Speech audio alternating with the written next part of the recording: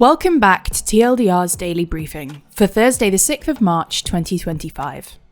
In today's episode, we cover Trump's decision to scrap tariffs on automakers, a South Korean military exercise gone wrong, and the US's ultimatum to Hamas. But first, EU leaders meet in Brussels for an emergency summit on defence. In our main story today, we discuss ongoing talks by European leaders on how nuclear weapons could protect Europe against threats from Russia. In a TV address on Wednesday, the German Chancellor-in-Waiting, Friedrich Merz, called for France and the UK to engage in some form of nuclear sharing if the US became a less reliable defence partner. Then, responding to Merz's comments, French President Emmanuel Macron said, "In response to the historic call of the future German Chancellor, I have decided to open the strategic debate on the protection of our European continental allies through deterrence." For context, nuclear sharing is a concept in NATO's nuclear deterrence policy, which allows member countries without their own nuclear deterrent to participate in NATO's planning for the use of nuclear weapons. It also allows the armies of those countries to be involved in delivering nuclear weapons if they are used.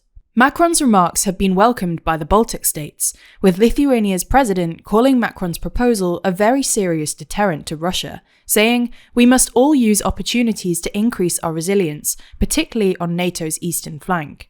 Latvia's president also said that hosting French nuclear warheads on its territory would be an opportunity to discuss, but that it was too soon to give a definitive answer. For its part, Russia responded to Macron's comments on nuclear sharing by saying Macron had made a threat against Moscow. Putin's spokesperson Dmitry Peskov said Macron had given the impression that France wants to continue the war in Ukraine.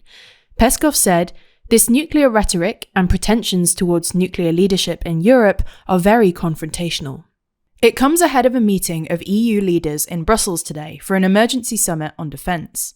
The issue of nuclear sharing is likely to be a focal point, alongside a discussion of Ukrainian security following the US's move earlier this week to suspend all military aid to Ukraine.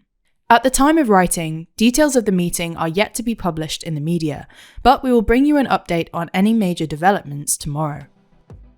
You're listening to TLDR's Daily Briefing. If you want more explainers on what's happening in the world, then you should check out TLDR's YouTube channels.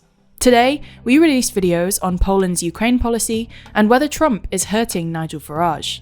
You can find those videos linked in the description or show notes for this episode, or by searching for TLDR on YouTube. Moving on now, US President Donald Trump has pushed the brakes on auto tariffs, just a day after the tariffs came into effect. Trump said he was happy to exempt the big three American car makers, which are Ford, General Motors, and Stellantis, from paying 20% tariffs on imports from Canada and Mexico for 1 month. Meanwhile, Trump again accused Canada of not doing enough to stop fentanyl from entering the US, as it has also flooded North America's drug supply over the last decade, killing thousands of people in Canada and the US. Whilst less than 1% of fentanyl arriving in the US came from Canada, Trump has repeatedly held Canada and its southern neighbour Mexico responsible for allowing the drug to enter the US. Trump's tariffs have triggered an escalating North American trade war.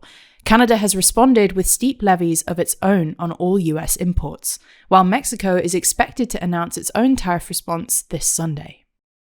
Over to South Korea now, where the country's Air Force has had to give an apology after one of its fighter jets accidentally dropped 8 bombs abnormally during a training exercise today, 16 miles from the heavily armed border with North Korea, after a pilot inputted incorrect coordinates.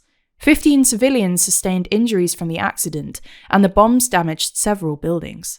Local people have long complained about the noise and disruption, as well as the potential danger posed by military exercises by the country, who is technically still at war with North Korea after their conflict ended in 1953 with an armistice but no peace treaty. Finally, Trump has issued a last warning for Hamas to release all hostages that are currently being held in Gaza. Washington has, until now, avoided direct engagement with the group, and there is a long-standing US policy against having direct contact with entities it lists as terrorist organizations. Hamas accused the US president of encouraging Israel to break with the ceasefire deal currently in effect between the two sides. Trump also ominously issued a wider threat to Palestinians, writing in a Truth Social post that if hostages are not released, the people of Gaza will be dead. That's all for today. We'll be back with you tomorrow, so make sure you're subscribed wherever you listen. In the meantime, you can check out the latest episode of our podcast, The World Leader Leaderboard, where we discuss which heads of government are doing well and who's doing badly every week. And you can find the link in the podcast description. This was a TLDR News production hosted by Georgina Findlay, written by Georgina Findlay and Nadja Lovadinov, and produced by Scarlett Watchorn. Thanks for listening, and we'll be back again tomorrow.